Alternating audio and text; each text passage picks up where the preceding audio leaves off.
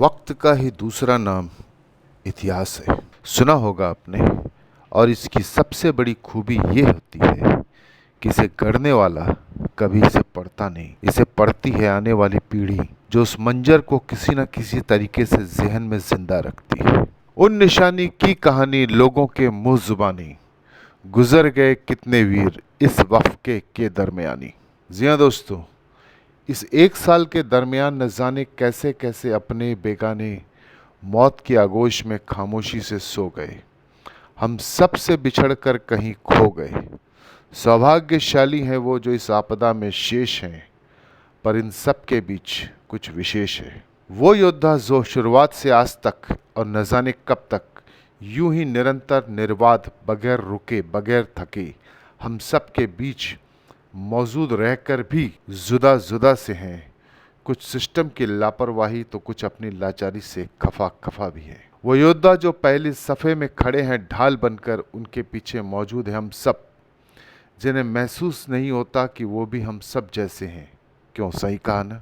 वो medical warrior, वो police वाला, वो सफाई वाला, वो एम्बुलेंस वाला, वो शमशान में मौजूद इंसान जो निरंतर धधकती चिताओं के बीच पत्थर सा, वो ऑक्सीजन ले जाने लाने वाला वाहन चालक, ये अपने आप में संपूर्ण योद्धा है, जो निरंतर गिरता है, खड़ा होता है अपने घाव को सहलाते हुए, पर थकता नहीं, क्योंकि उसने अग्निपथ पर अपने आप को सौंप दिया है।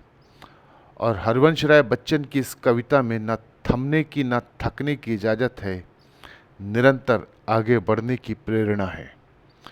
उस नर्स, उस वार्ड बॉय, उस डॉक्टर, उस सफाई कर्मी, उस पुलिस वाले, उस एम्बुलेंस वाले, उस ऑक्सीजन वाले, इन सब ने कहीं ना कहीं सम्मान अपने कार्य, अपने कर्तव्य, अपने पुरुषार्थ से कमाया है।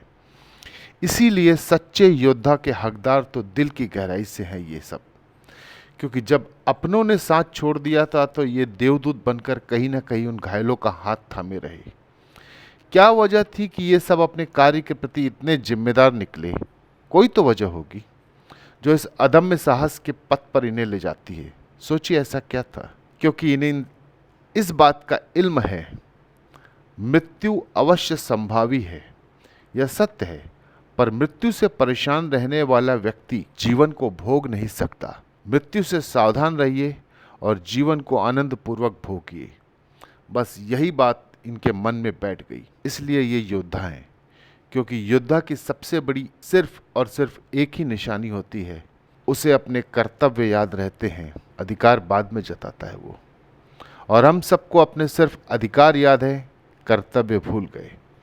इसलिए योद्धा वो हैं और हम तमाम सब लोग मूक दर्शक।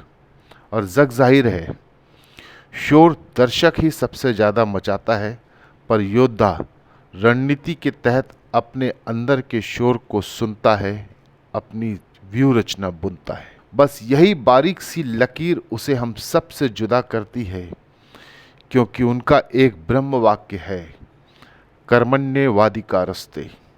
अब तय हमें करना है कि फलेषु कदाचन का हकदार कौन होना चाहिए। नमस्कार।